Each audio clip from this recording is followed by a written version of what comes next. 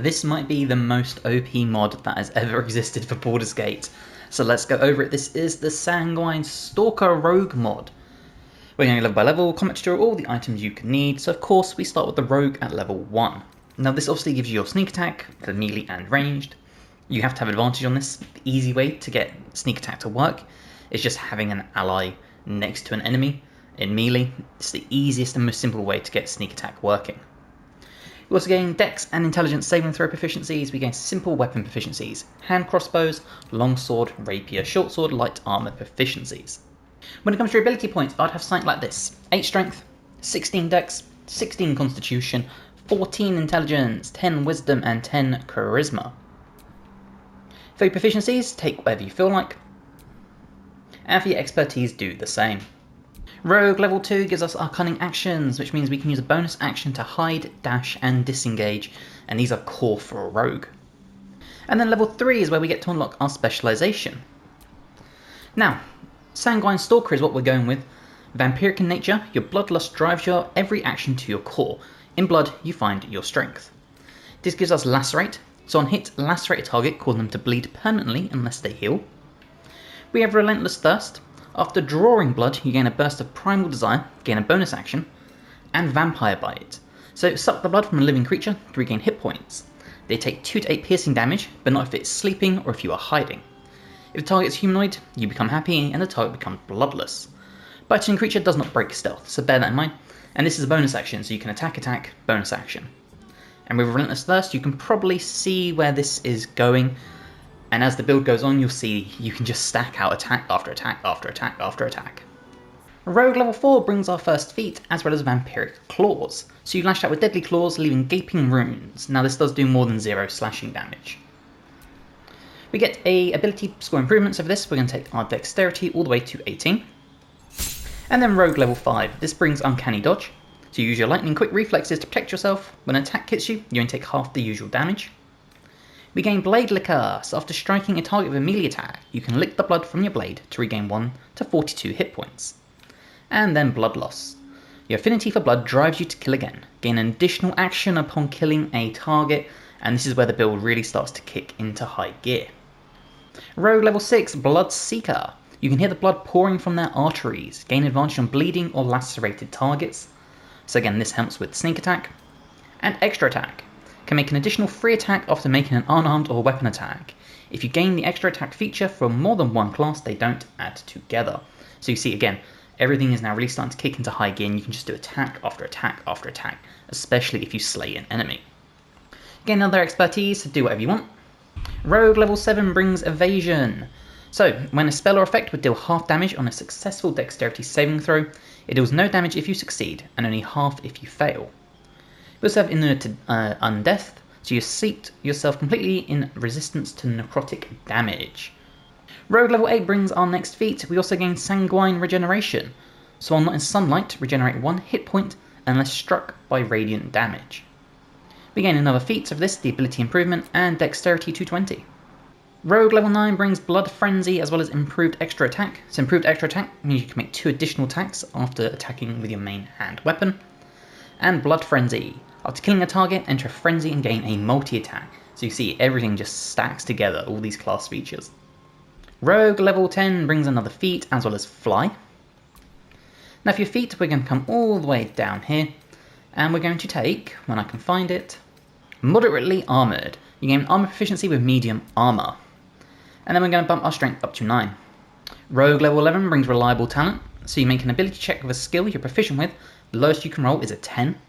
And Bloody Execution. After killing a target, your next hit will always be a critical hit.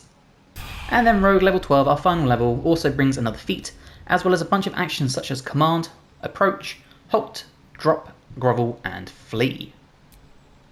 And then for your final feat, we're going to come all the way to the bottom and we're going to take Savage Attacker, meaning we roll our damage dice twice and use the highest result. Okay, let's go over our equipment. So we're going to start with the Mask of Soul Perception to gain a +2 to our attack rolls, initiative and perception checks, and we gain Detect Thoughts. We're going to take the Cloak of Displacement, so this will activate, giving attackers disadvantage on us with their melee attacks until we take damage. We can use the Evasive Shoes to get an Acrobatics +1 and an Armor class +1. The Armour of Agility, this is a medium armour, hence we need medium armour proficiency, and this will allow us to add our dexterity to our armour class fully on top of the armour itself, thanks to exotic materials. So as you can see, our armour class is currently 23. For gloves, we're going to use the Stalker gloves, again a +1 bonus to initiative, and our sneak attacks will do an additional 1 to 4 force damage. We use the Caustic Band to take 2 extra acid damage on our weapon attacks. The Crusher's Ring to give us an extra 3 meters of movement speed.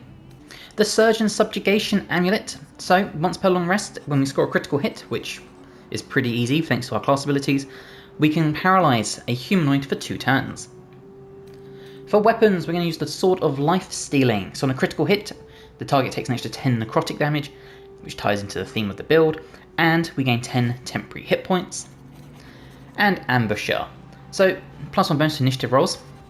In combat, you do an additional 1 to 6 necrotic damage against creatures that haven't taken a turn yet. And we're going to finish it off with the Darkfire Shortbow, resistance to fire damage and cold damage, as well as haste. So that's the build. Let's go find some combat and test it out.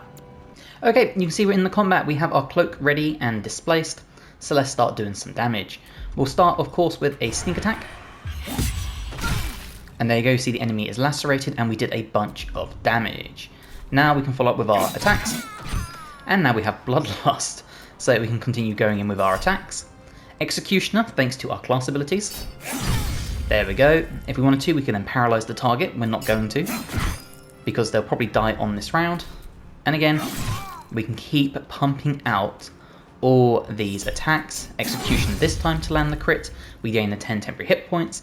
We can paralyze them. And of course, another crit. Like, this is just, it's an insane build. You see just how much damage we did. We wiped out 3 people in round 1. Okay, and again, it's back to our turn. So, if we want to, we can do our sneak attack. We'll get this on the Barbarian. We can do Executioner, because we killed someone at the end of last turn, to guarantee another crit. Now, this still leaves loads of our abilities. So let's do a Vampiric Claws. There you go, to cause the Gaping Wounds. We could do a Vampire Bite with our bonus action. There you go, so we healed up. And of course we can continue just pumping out the damage once it loads. So we'll get our main attack going. And there you go. You see, you've just got so many decent abilities, so many attacks. You can cause a bunch of blood loss, everything. You see they just caused the blood loss there. And we can of course finish this up, so we kill them and we trigger Relentless Thirst again, which means we can then come in here. Now, you'll notice we can't do sneak attack, but what happens if we did haste? We'll do it on ourselves. Here we go. And then we can start pumping out lots of damage. Just like this, we now have advantage, which means if we could have had a sneak attack, we would have, but we can't, unfortunately. But we can just keep stabbing like this, once again triggering Executioner, and it's just insane. I'm going to see if we have enough to reach the top. We probably don't. We do not. But you get the gist.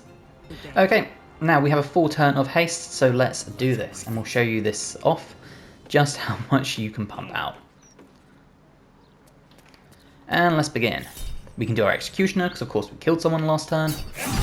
And there we go. And then it's really as simple as just continuously stabbing enemies like this. That really is the gist of this build. You just do attack after attack after attack after attack, triggering your crits and all sorts. It's incredible. So much fun to do, and honestly, probably a little bit broken. So I hope you have enjoyed this build. If you have, let me know in the comments below, and let me know what you do differently, any new items, objects, spells, skills, all the fun stuff. If you're not already, please subscribe to the channel for more. I've got more guides to Baldur's Gate, to Dragon Age, to Path of Exile, all the great RPGs you could ever need. I need to keep sharp. Regardless, I really do hope you've enjoyed, and if you have, hopefully, I'll see you in the next one. Bye guys.